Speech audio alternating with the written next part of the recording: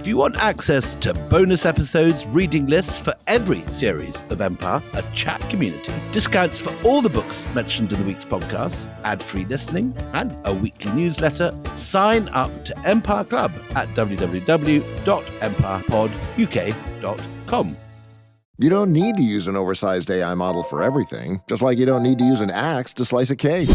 Find out how smaller models can deliver the right results and help cut AI costs up to 90% at IBM.com. The AI built for business. IBM. Whatever the occasion, effortless elegance is right this way. Because Hilton brings you new ways to stay courtesy of the Nomad London. And it doesn't stop at award-winning dining in a space draped in velvet and illuminated by vintage chandeliers. No, this day goes beyond with unparalleled personalized service and attentive hospitality. Oh, and did we mention the Nomad London can be booked using your Hilton Honors points at Hilton.com? Hilton, for the stay. Hey, Fidelity. How can I remember to invest every month? With the Fidelity app, you can choose a schedule and set up recurring investments in stocks and ETFs. Oh, that sounds easier than I thought. You got this. Yeah, I do. Now, where did I put my keys? You will find them where you left them. Investing involves risk, including risk of loss. Fidelity Brokerage Services, LLC, member NYSE, SIPC.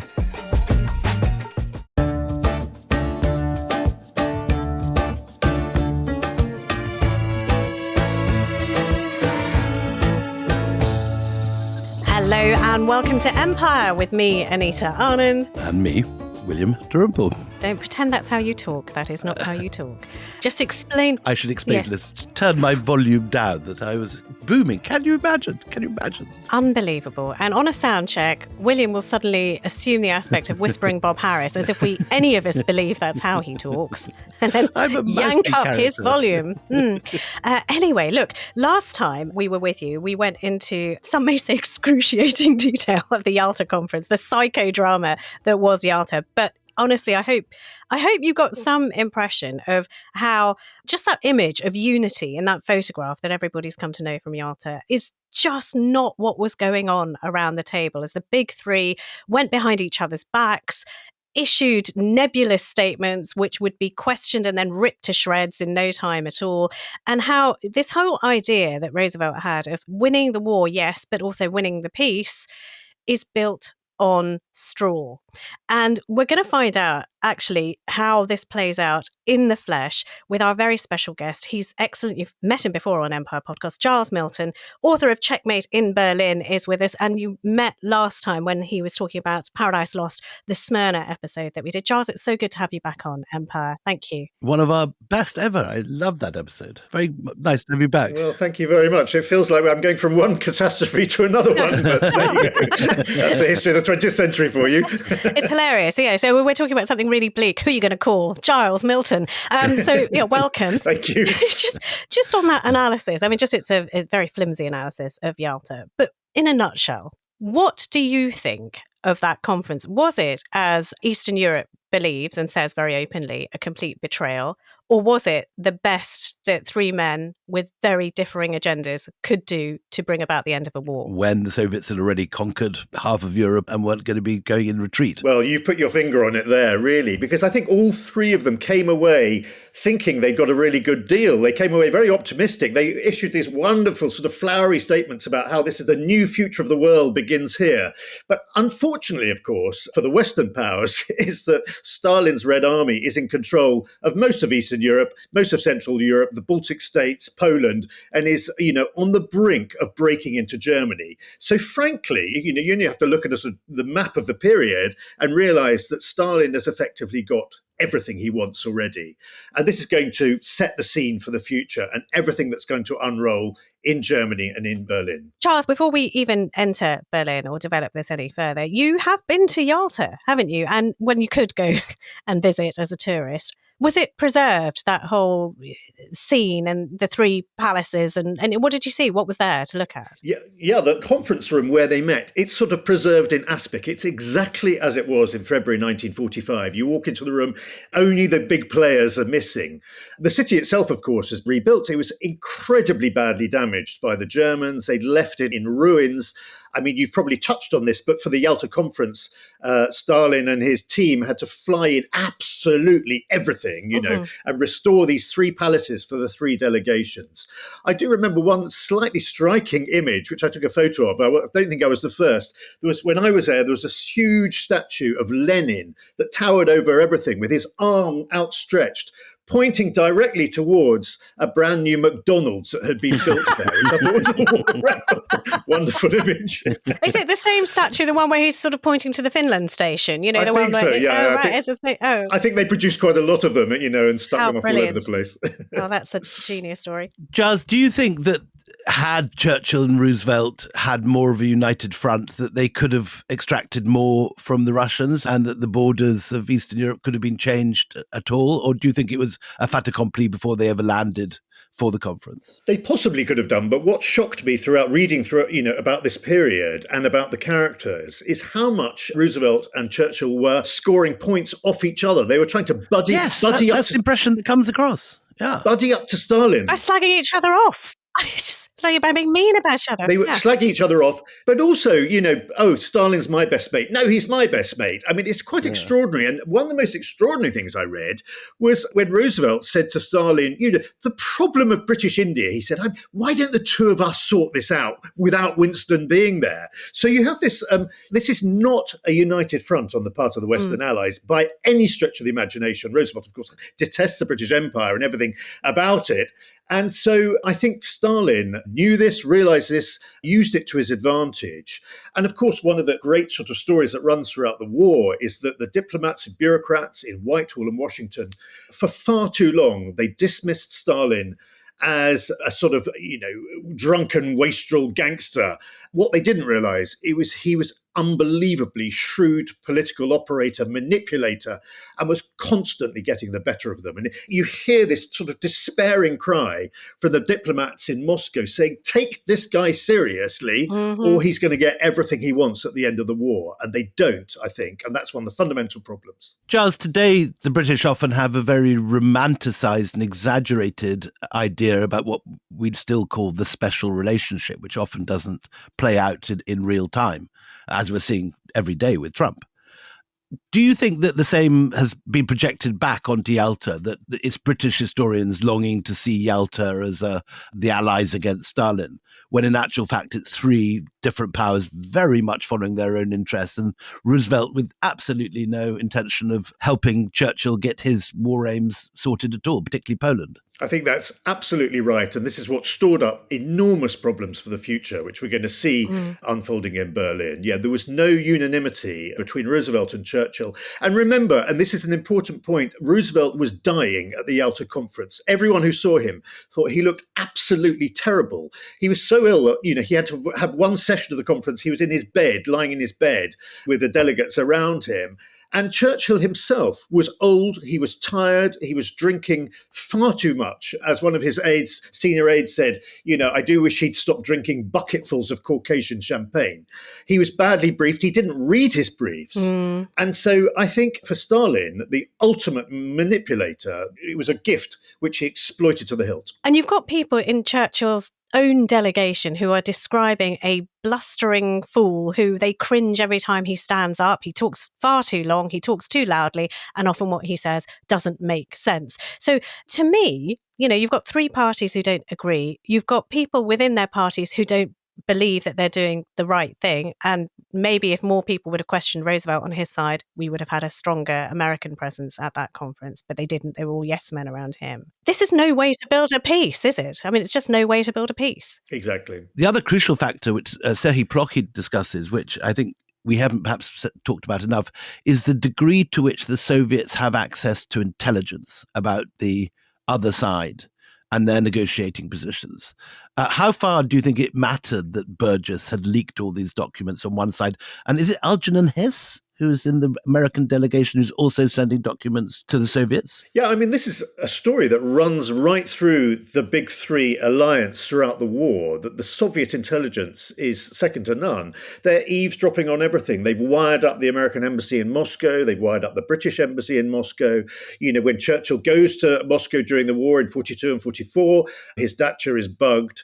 So Stalin has a unique, really, access to intelligence. Of course, he doesn't always act on it. Most famously, he knew, or he was told by all his informers and spies, that Nazi Germany was going to invade the Soviet Union on the 21st of June, 1941. He didn't believe it. So it's a question always of what you do with that intelligence. But yeah, I think the Soviets were masters of information. Of course, we'll come onto this, I'm sure, when we get to the Potsdam Conference, but the whole issue of the Manhattan Project and Americans' plan to build the atomic bomb. Well, we absolutely will. But the last thing that we heard from Yalta is, as they're glad-handing each other, they've managed to get Roosevelt to stay a bit longer than he was going to. He's going to bugger off early, then he stays. And he's got little medals to give to people saying, thank you very much for having us. We've had a lovely time. And his last words to Stalin are, we will meet again in Berlin. Now, he won't, because as you say, he dies very soon after Yalta. But let's look at Berlin, because the advance of the Soviets into Berlin is quicker than anyone could have imagined. Can we first of all explain why it was that the Soviets swept through so quickly, and the Allies, who were meant to, they were meant to pincer and meet in the middle, are 2 months behind? Yes, it's an extraordinary battle that's taking place at the Battle for Berlin. You have millions of troops coming in on a pincer movement from the north and from the south into the completely disintegrating Third Reich. You've got Hitler cowering in his bunker. The thing is falling apart. He's issuing orders to fantasy armies that have been defeated, many, many months before. The place is imploding, and General Zhukov, Marshal Zhukov and General Konev are advancing on the city with, literally millions of troops. There's no doubt that they're going to capture the city. Meanwhile, as you say, the Western Allies, the Americans, the Brits, the Canadians, and other forces are hundreds of miles away.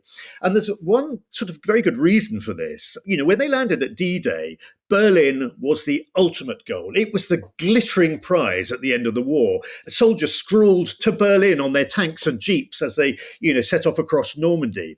But General Eisenhower, and many people see this as a catastrophic decision, decides halfway through the advance to Berlin that Berlin is no longer the ultimate goal, that the ultimate goal for the Western Allies is the total annihilation of the Wehrmacht, of the German Wehrmacht. And this becomes the Allies' goal. And I think Stalin probably sitting in the Kremlin thinking, this is my golden moment. Mm-hmm. This gives me the chance to take control of Berlin and hopefully as much as Germany as I can, get my hands on. Mm. And so that sort of sets the scene for what's taking place in April, very beginning of May 1945, as the war comes to its final days. So what does Eisenhower do? Where does he go when he should be going to Berlin? They're all obviously generally heading east towards the German frontier, but they're going after the big formations of German troops. This slows them down massively. So, by the time the Soviets are knocking on the gates of Berlin, as Anita said, the Western Allies are still some 200 miles west of the city, which is a strategic disaster. Absolutely a strategic disaster, but it is so disastrous for the people of Berlin. Now, first of all, we ought to paint a picture of Berlin. As you say, it has been bombed to smithereens.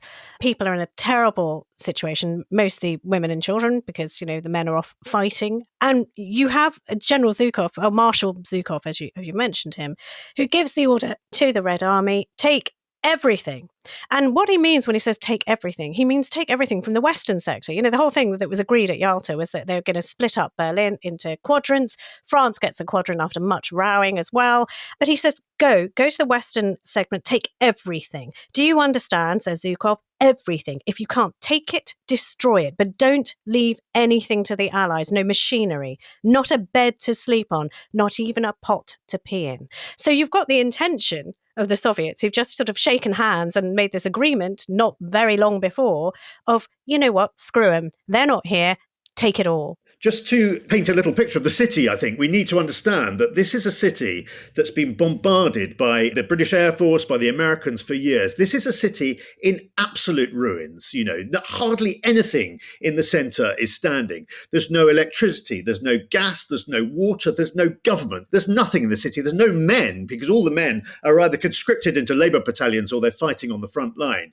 So this is a city in real catastrophe. So as you say, the Soviets sweep into the city. They know that under the agreement struck at Yalta, that the Brits and the Americans and later the French are going to get their sectors of Berlin.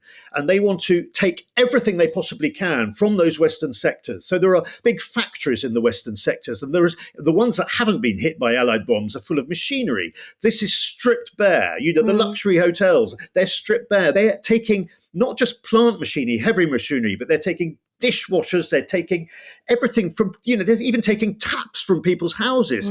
These young, conscripts from Siberia or the back end of nowhere in Russia are taking home taps to villages which don't even have running water. It's completely absurd, but this is utter frenzy. And I think also that these young Soviet conscripts were shocked by the standard of living when they go into these houses, particularly in the suburbs of Berlin, which have been less touched by the bombing raids. They cannot believe the luxury that Germans are living in, So there's a sense, as you say, the Red Army senior commanders are issuing instructions to their men: go there, loot, rape, do whatever you want. You're the victorious power. You deserve to get a reward for what you've done. Yeah. What do you think is going on, though, in Marshal Zhukov's mind, when I can understand, in a sense, the looting part, but to destroy what you don't take, the idea of deliberately falling out with your allies? I mean, is that part of the plan, too, that there's going to be hostility between the West and the Red Army? Is Zhukov all set now to confront the West? Is that part of his battle plan? I think that's already there, that you can already sense on the Soviet side, look, we've taken control of this city and we're going to do what we can to block the Western allies from coming in, to effectively tear up that agreement we've struck at Yalta. They're still hundreds of miles away. Let's take control of the city while we can. I think there's one image we ought to talk about because many of your listeners will know it. It's the very famous photo called The Red Flag on the Reichstag. Yeah. And that photo had been planned for weeks by the photographer Yevgeny Kaldai. He had been struck by the equally famous photo of the Americans raising the Stars and Stripes over Iwo Jima, that famous picture of 5 or 6 soldiers raising the flag. And that was an iconic photo. And he says, I want to do the same for Berlin. He faced one problem. There was no red flag in Berlin at the time. So he hopped on a flight back to Moscow, got his uncle to get a big red tablecloth, sew a hammer and sickle onto the tablecloth, fly back to Berlin. He goes to the Reichstag, grabs some soldiers and takes them up to the roof of the Reichstag and takes this iconic picture, which says exactly what Stalin wants it to say, is that we, the Red Army, took Berlin without any help from the Western Allies. And there was one slight problem, Anita, I must just say. Good. I'm so glad you're going to say, because it's my favourite fact from this photograph.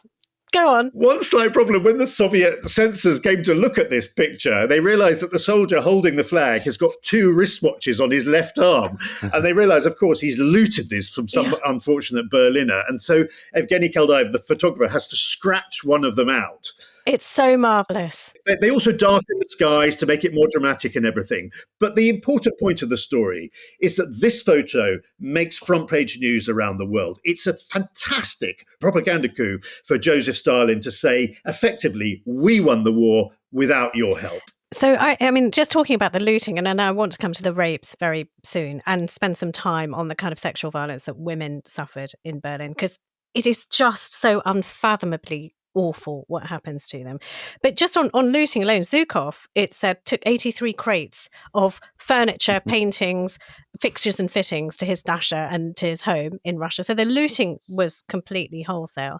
And we should just say something very briefly about Berlin, because you make this observation in your book, that Berlin, which is going to go through such punishment in the next few years, is not a particularly Nazi city. Now, can you explain that to listeners who'll be surprised that the place that, Hitler hangs out in is not a particularly Nazi city?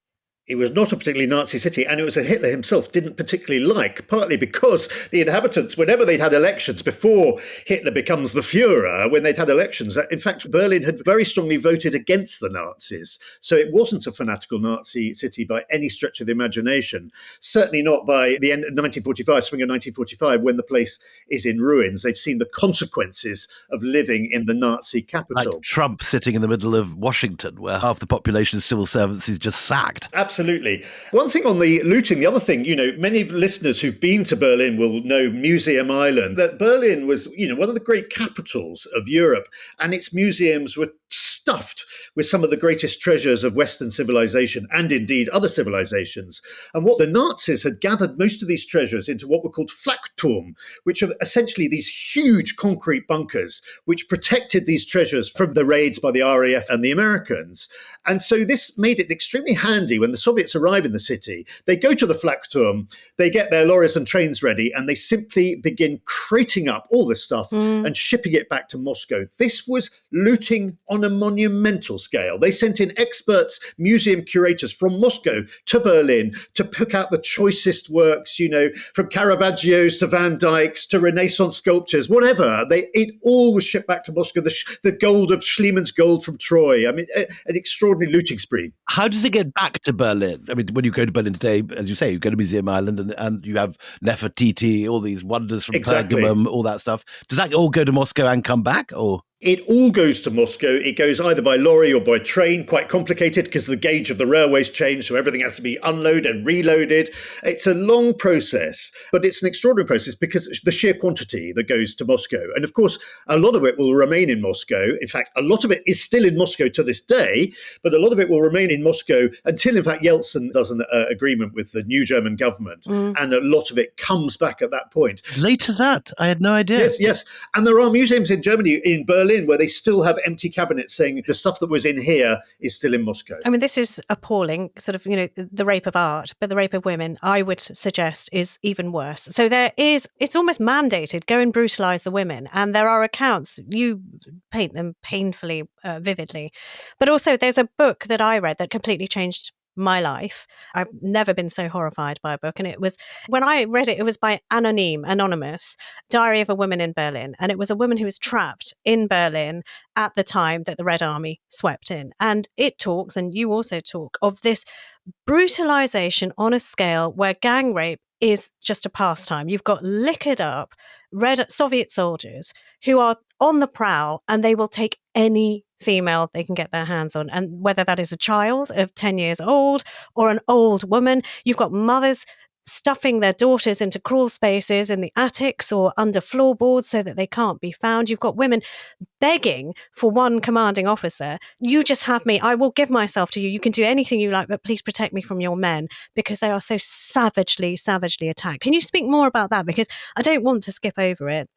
It's hard. It's going to be hard to hear, but it's awful. This was Anthony Beevor's great revelation, wasn't it? He found this in the Soviet archives in the late 80s when they were first opened up. I was just saying to Giles, I had the distinct pleasure of having dinner with Anthony the other day, and we were talking about this, and I said, this book, Anthony, changed my life, Diary of a Woman in Berlin. And I started telling him, he goes, idiot, I wrote the foreword for that book. I was like, forgot that. So yes, he's very well aware of the book. I think rumours of rape had filtered through to Berlin from the conquered territories in Prussia, that this was going to happen. So there was a real fear and panic in Berlin at the end of April 1945 that this was about to be visited on the female population. Of course, as I said earlier, very few males in the city at the time anyway. And then you have the Soviet forces coming in. As you say, they're young, they're conscripts, they're drunk, constantly drunk. They drink anything they can. And they embark on this appalling spree of rape. What really makes it so shocking is they're encouraged by the senior hierarchy of the Red Army, say, go and unleash your anger on the German women. They're yours to be had. So they're being actively encouraged by their senior generals to go and rape the women. And you mentioned, A Woman in Berlin is horrific. It's unsparing in its details, because we now know the author was a journalist called Marta Hillers that came out many years after the book was published. And she describes being raped multiple times. And in the end, she, like a number or many Berlin women, what they did is they hitched up with a senior officer, one man, to avoid them being raped, but gang raped or raped by many others. Yeah, 100%. Yeah. According to the record, some 90,000 German women sought medical assistance having been raped, but that is a figure that's dwarfed by the sheer number of women who were raped and physically abused. In those few weeks when the Soviet army was in complete control of the capital, there was no restraining factor. The Western armies were still miles away. They could do whatever they want. Yeah, and they did whatever they wanted. There's also one aspect of this that often we don't talk about, because the focus should be on those poor, broken women who are so damaged and traumatized.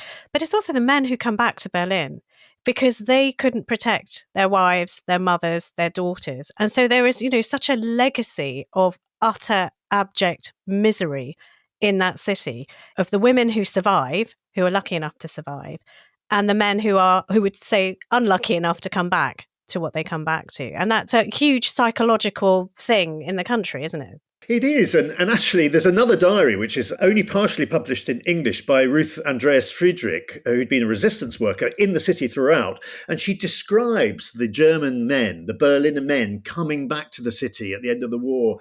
And they're cripples, they're in wheelchairs, they've lost limbs. This is the ultimate vanquished army.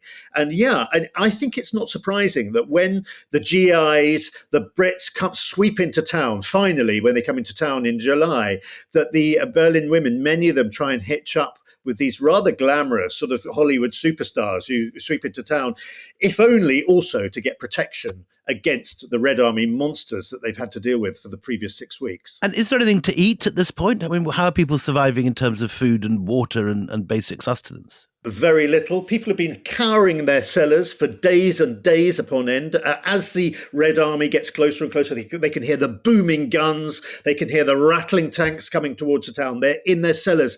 I had the account of one chap in his cellar who was so short of water, he ended up sucking water from the radiator pipes in his basement. There's very little food. But I have to say one thing that the Red Army, they do once they're in control of the city, they realize this is a total humanitarian catastrophe in the making, and they do start bringing in essential supplies, and they hook up the water supply. So there are at least standpipes in the street. But no, it's an utterly miserable time. As I said, the city is in rubble. Many of the women are drafted. They become what's known as rubble women. They're there tasked with at least clearing the main thoroughfares. You couldn't even drive a tank through Berlin by the time the city falls. It's a city in total ruins. And so that's one of their tasks to do, yeah. One of the things that the Red Army says when actually, the Allies come in and see what's been going on is victors are not to be judged. They don't care. They're not ashamed. This is just, don't care what you think. This is what we do. I just wanted just very quickly before we go to the break, and then after the break, I would love you to introduce us to some extraordinary characters in your book. And through the prism of what they do, howlin' mad and loony, I mean, they're just perfect. They're larger than life. One could say. But I just want to say one thing before we go into the break. We've been very critical, quite rightly, of the Soviet army. But when the GIs come, there are question marks over their conduct as well, because there is a non-fraternization clause that is issued to the GIs in particular, and they're very strict about it. I think the Americans are more strict than the British, or I may have it the wrong way around. But you can get a fine of $60, but it turns into this shorthand for if you want to proposition a desperate woman who's really hungry, it's the $60 question. They call it that. The $65 question. You would be fined $65 for fraternizing, for talking to a Berlin girl.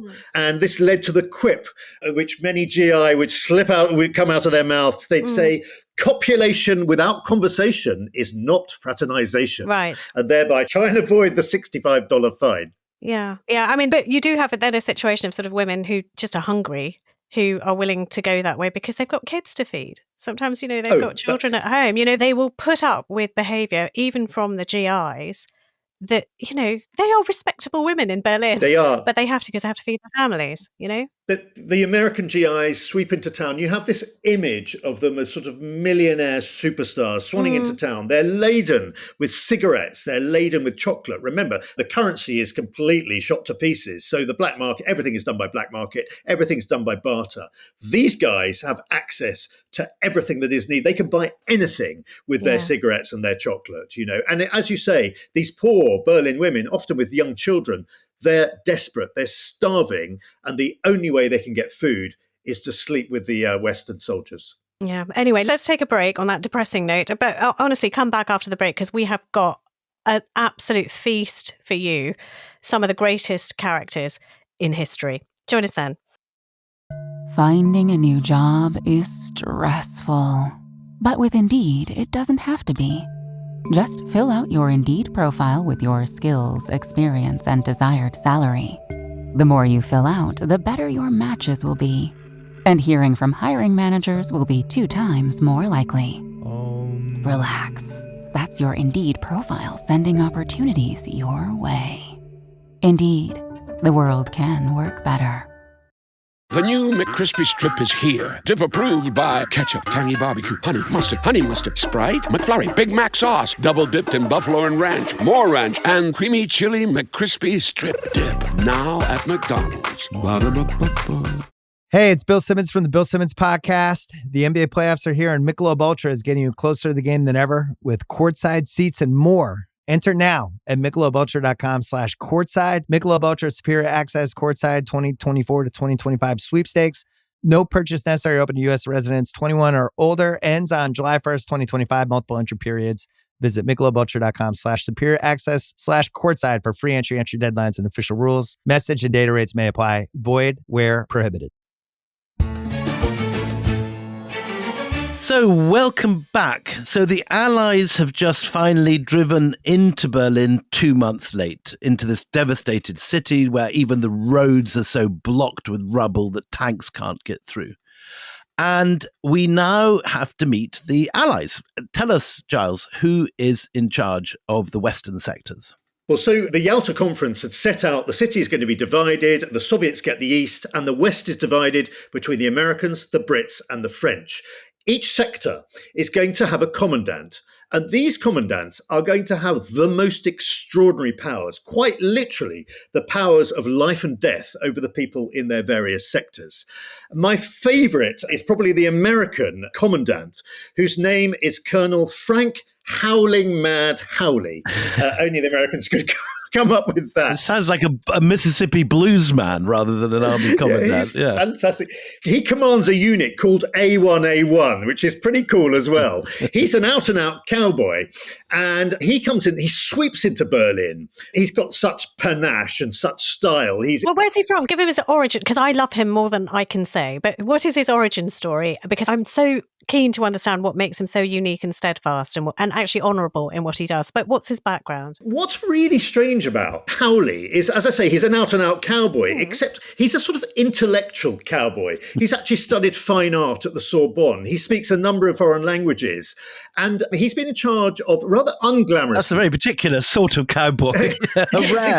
Rare Venn diagram that has both those things in. Yeah. But he's had the rather unglamorous task of logistics during the war. So after D-Day, he sweeps into Cherbourg. He runs the city of Cherbourg with great swagger. And then he comes into Paris. He feeds 4 million Parisians who are starving once the city's been liberated.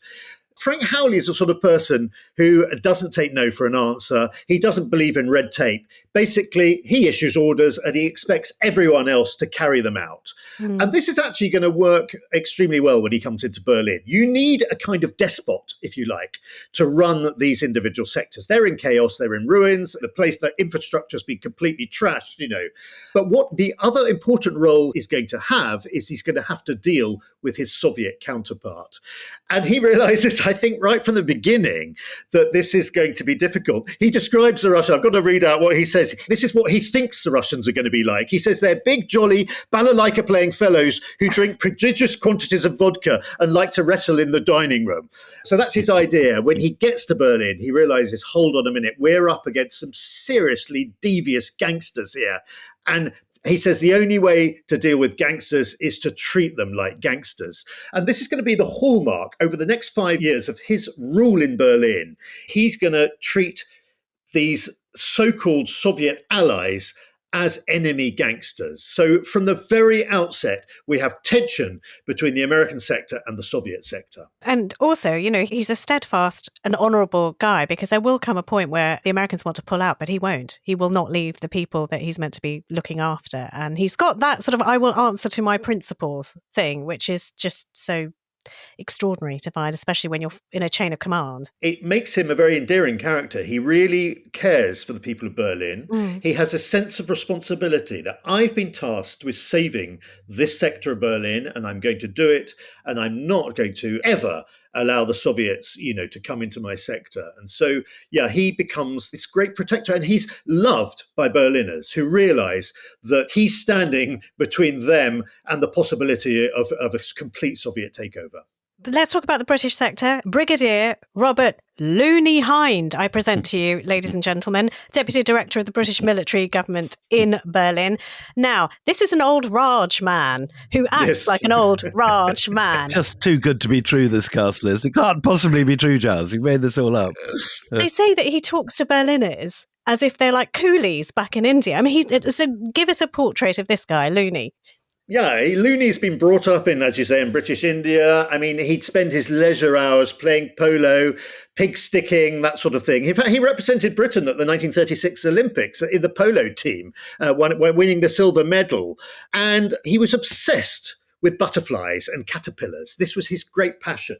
And actually, just a little vignette, because I think it gives a little mark of the man, that when he's giving a battlefield briefing in Normandy at the time of D-Day, he suddenly stops his battlefield briefing and runs over to a branch and plucks a caterpillar off the branch. And his junior officer says, "What the hell are you doing, Looney?" And he says, "Mike," he says, "you can fight a battle every day of your life, but you might not see a caterpillar like that in 15 years. So this is a guy, he's wonderfully eccentric. He's steeped in British India. And like you say, he's going to rule his sector of Berlin rather as if he's back in the Raj. What do you mean by that? Ruling it like in the Raj. Well, they are going to be the dominant force. They're all powerful. They come into the city, they sweep into the leafy suburbs of Berlin, and they requisition the biggest mansions. They requisition Mercedes cars. They requisition servants and chauffeurs and what have you. Even, Frank Howling Mad Howley, when he looks at the lifestyle being lived by Brigadier Looney Hind, he just can't believe it, Yeah, and just one thing on that. The Brits more than the Americans, but they do turf out Berliners from their own home to do this. They're doing, to a much more, smaller extent, what the Berliners have been subjected to by the Soviets, which is, was this your home? Very nice, get out. You're on the street now. That's what happens for them to have their bases. Yeah, they're totally shameless about this. And literally people are kicked out with just a moment's notice.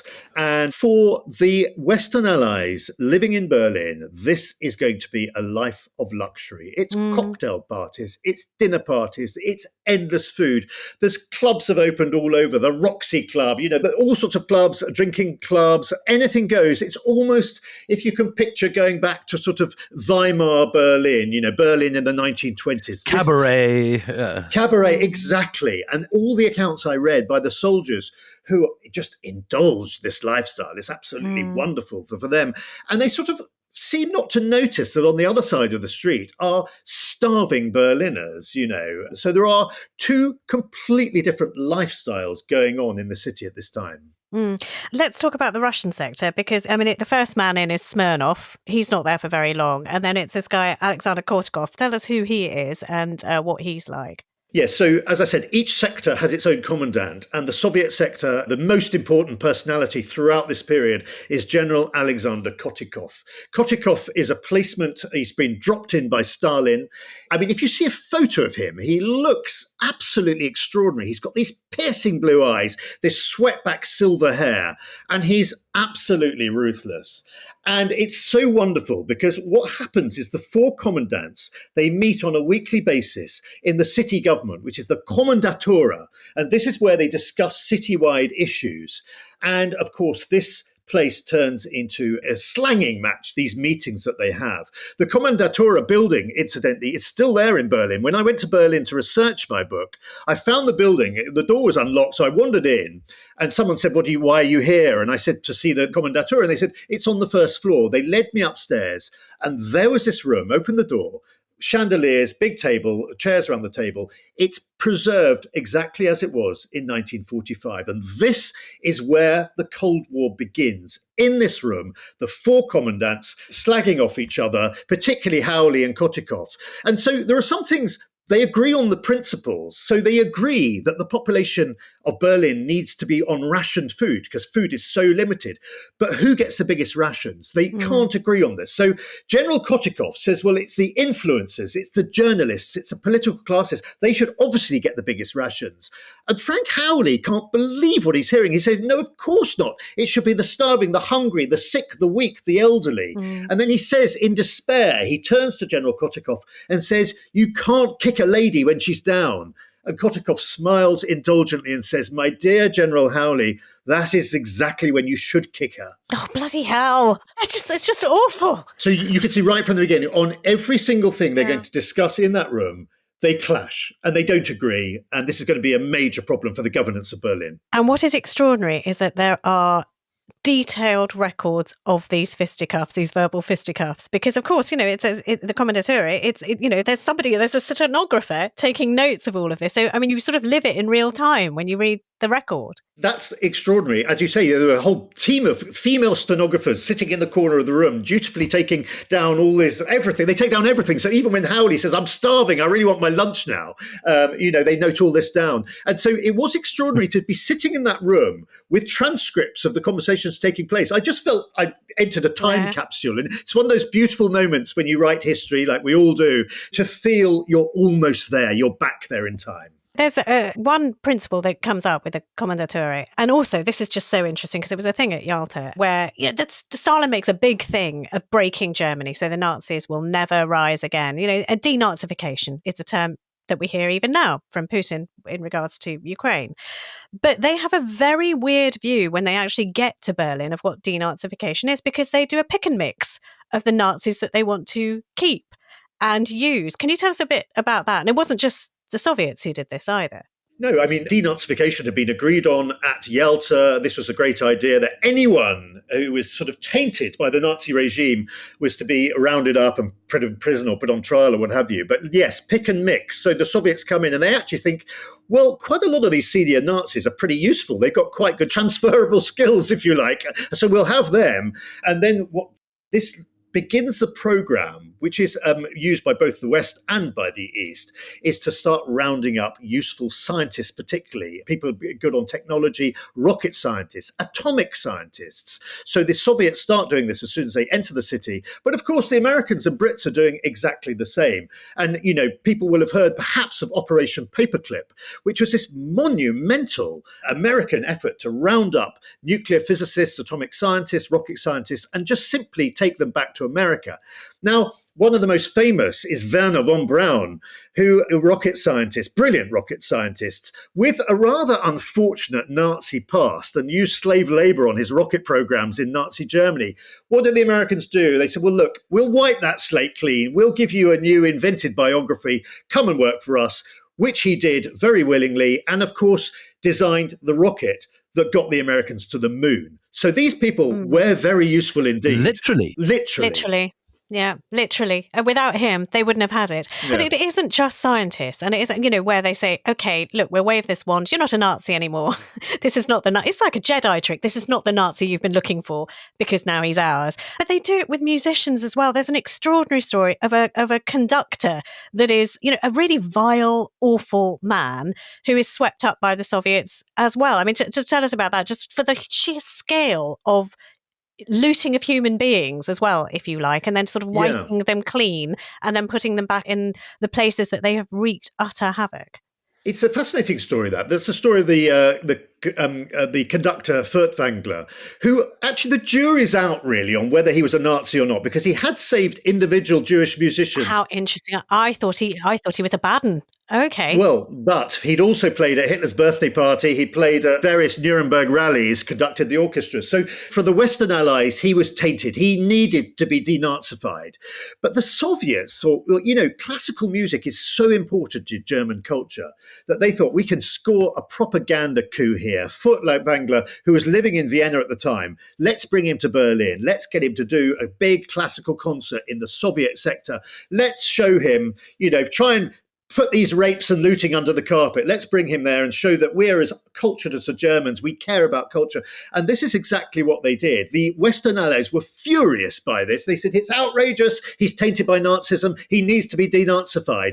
The Soviets just laugh in their faces, and they get the last laugh because, of course, Berliners are delighted to see this great classical conductor back in their city. Giles, let's move on now to the Potsdam Conference, the first time that the big three meet again since Yalta. But it's a very different atmosphere. Tell us how it goes. Yeah, so the big three allies have met in Tehran, they've met in Yalta in February 1945, and now they're going to meet again in the summer of 1945. So all of the Western forces and the Soviet forces are now in the city, and the big three are going to meet, except it's not quite the same big three. Roosevelt, as we've already said, has died. He's been replaced by his vice president, Harry Truman, a man with virtually no experience of foreign affairs whatsoever. So he flies into Berlin. Has Truman been out of the country at all, even? He's been out of the country once in his lifetime. He's really, the Brits they're seriously worried about a man of such inexperience, taking control, planning the architecture of the post-war world, when he's hardly travelled anywhere. He's not travelled anywhere. Also, there's been no handover. Roosevelt's been so secretive about his illness and how sick he is and getting Hoover in to cover it up. And, everybody's involved in this great cover-up of how sick Roosevelt really is, that there's been no briefing given to Truman either of what Roosevelt is thinking, the conversations that he's had. I mean, he comes in inexperienced, but also blinded by his own president. Exactly. He comes in, he swans into Berlin. As everyone said, he looks like the chairman of an international company. He was wearing a double-breasted suit, a polka dot bow tie. Yeah, he looks as if he's come for a board meeting. And then then Winston Churchill comes in. Now, Churchill faces a big problem. Only the British would hold a general election in the very heart of one of the most important conferences of the post-war world. And what happens in that election? Winston Churchill famously loses it. And so Labour sweeps to power with a great election victory, summer of 1945. And so halfway through the conference, Churchill goes home, doesn't come back, and Clement Attlee and Ernest Bevin, his foreign secretary, come into town. And this is going to somewhat undermine the British position at the conference. But also, bizarrely, it's a Labour government. Clem Attlee is a Labour Prime Minister. But Ernest Bevin, despite being a Labour giant in Labour Party history, he is not a communist. He doesn't like the Soviets. He's worried by the Soviets. And he will end up standing up to the Soviets in a way that sometimes could get a little teeny weeny bit physical. I mean, there is a story that I talked to you about before we came on, which I love so much, but it is such an anti-Yalta thing that happens. Just tell us what happens just after the Potsdam Conference. I just think we've got to paint a picture. Ernest Bevin, unlike his predecessor, Anthony Eden, this suave, sophisticated, Oxbridge-educated, gentleman, then you get this bruiser, this big bruiser comes in, Ernest Bevin, from a very humble background, was a lorry driver in his early years. Like Prescott, he's sort of protean Prescott, man of the people kind of thing. Yeah, with a similar touch of violence about him, actually, because what happens is that his first words at the Potsdam Conference are, "I'm not going to have Britain barged about," he says to Stalin. And he's pretty physical when he comes to negotiate. What does Stalin think of him? How does Stalin... Well, the thing that Anita's talking about is where he gets into a furious argument with Molotov, which is, of course, Stalin's foreign affairs supremo. And Bevin is so frustrated and so annoyed that he actually goes to throw a punch at Molotov. He has to be held back, restrained by his own side. Literally, he is going to punch him in the face. Stone Arse is going to get it in the nose. Which I think is taking gunboat diplomacy to the ultimate extreme, I think. And this is actually Molotov. We've met a lot of Molotov in Yalta. This is almost Molotov's last stand, isn't it? Because shortly after this, Stalin moves against Molotov. And, yes. And suddenly a note is issued to other party members that Molotov is not patriotic. And there's an anti-Semitic thing. He has a Jewish wife, which Stalin doesn't like. And he sends her off to the Gulag. He does indeed. I mean, as was so often when you're working for Stalin, you never knew what the next day was going to bring. But I think we've now got Truman at the conference. We've got Churchill has swept into town and then been swept out. What about Stalin? Well, Stalin sweeps in as the ultimate victorious general, the generalissimo, as he calls himself. Unbelievably, he gets the Tsarist imperial train out of its museum and sweeps into Berlin in this train. Just to sort of, I think, really to show, I'm the ultimate master here.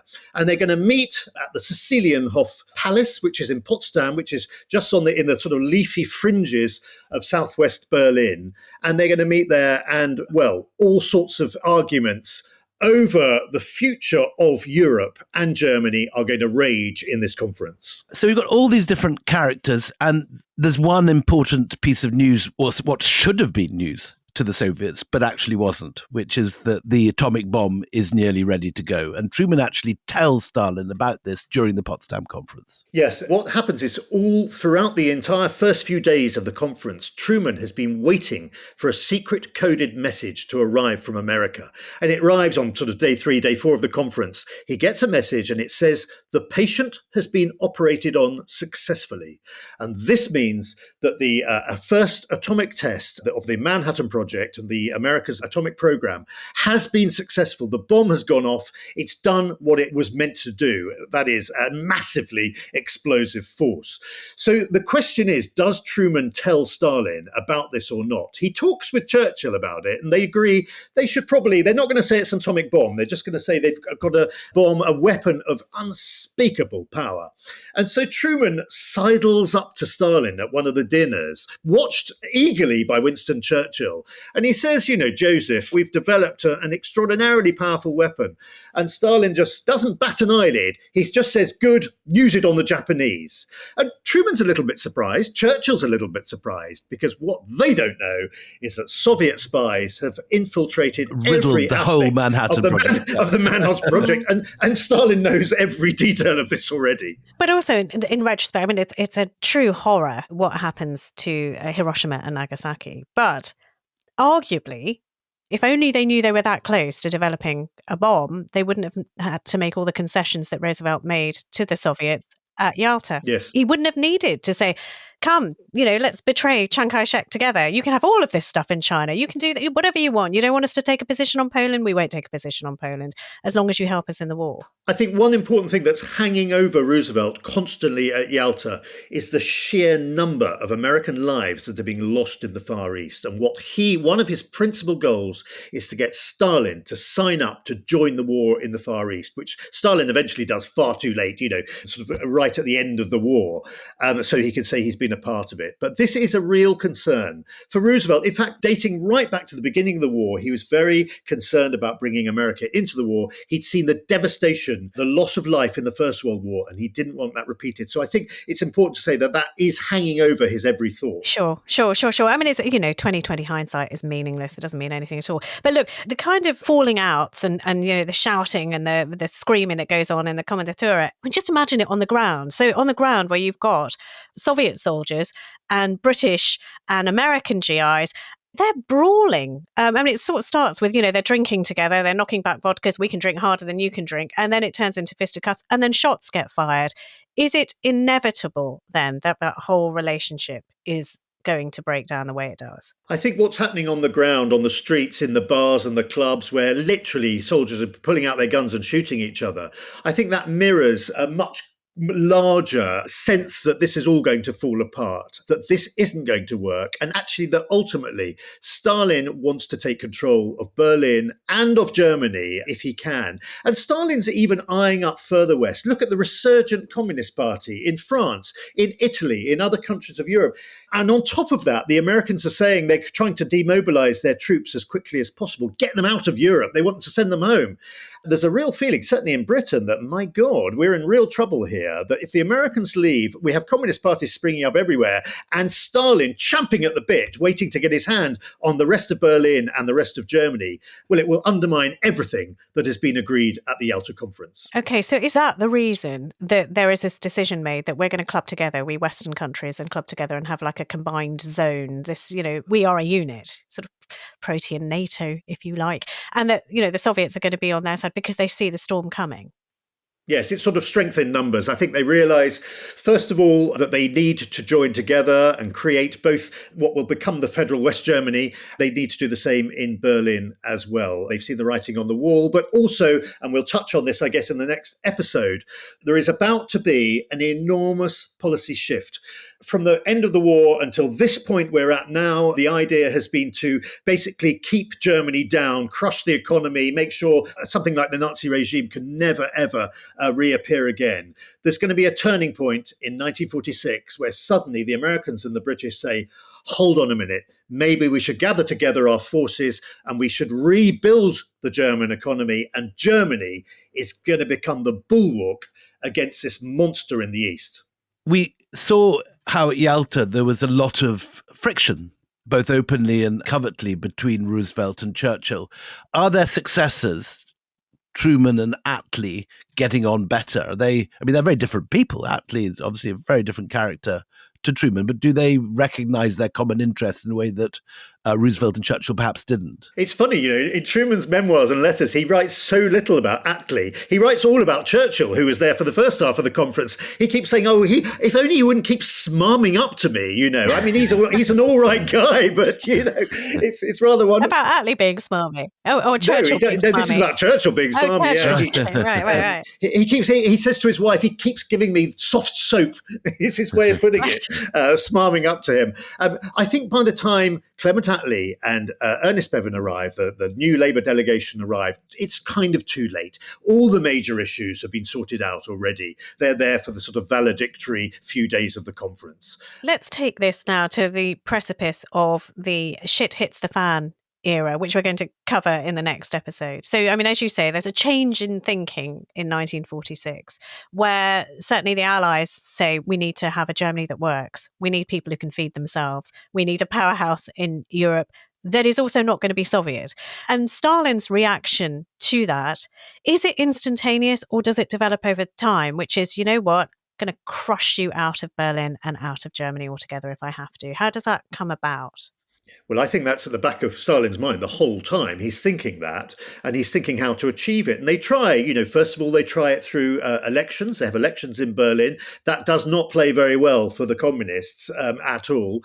And so he's beginning to think, how do I achieve this? And as time goes on and we come towards the blockade, the city is gradually dividing. People will have seen those signs. You are now leaving the American sector. You're now leaving the British sector. What was quite a fluid boundaries between the sectors become hard boundaries. So gradually the city is dividing into two. We get to a situation where there's going to be two completely separate police forces, and this will then become two completely separate assemblies, east and west of the city. So over the course of 3 years, as relations break down between the Western partners on one side and their Soviet erstwhile allies on the other side, as these relations break down, so the city and indeed Germany is really splitting into two separate parts. But the danger, of course, for the western sectors of Germany, remember, look at a map, look where Berlin is. Berlin is an island surrounded by a sea of red.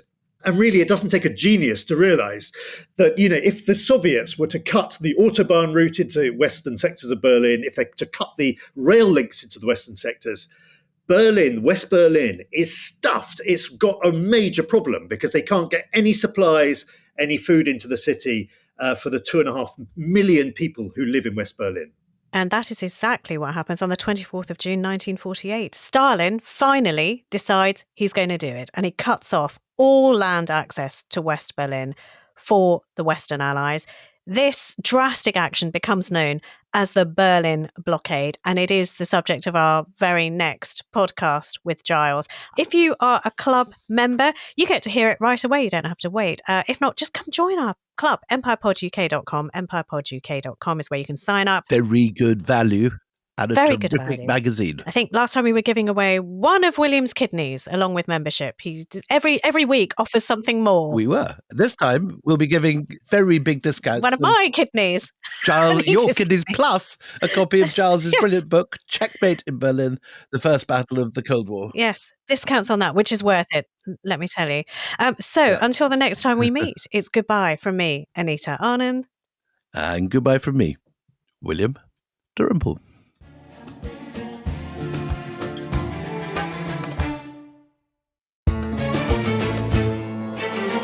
Before you go, can we tell you about something really exciting? Have you ever heard an ad on this podcast and thought, hang on, my brand would be way better here than whatever they are nattling on about? I mean, it's bold of you, but you might be right. And here's the thing, you can actually make that happen, make the dream real. Imagine your brand front and center on Empire and other shows across the Goalhanger network. If you don't know who Goalhanger is, they are the producers of this show. And if you're looking to get the brand right into the center of everybody's routines, they are the people you want to talk to. If you're curious, just head over to goalhanger.com.